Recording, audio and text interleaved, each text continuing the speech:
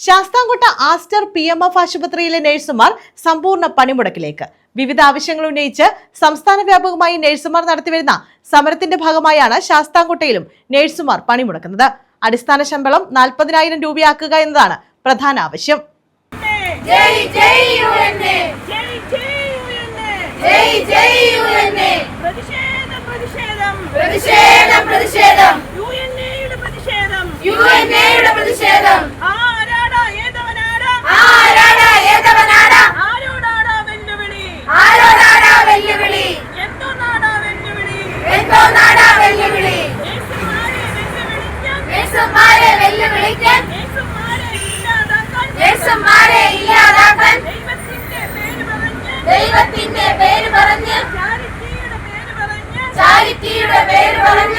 സംസ്ഥാന വ്യാപകമായി നഴ്സുമാർ നടത്തുന്ന സമരത്തിന് ഐക്യദാർഢ്യം പ്രഖ്യാപിച്ചാണ് ശാസ്താംകോട്ട ആസ്റ്റർ PMF ആശുപത്രിയിലെ നഴ്സുമാരും സമ്പൂർണ്ണ പണിമുടക്ക് പ്രഖ്യാപിച്ചത്.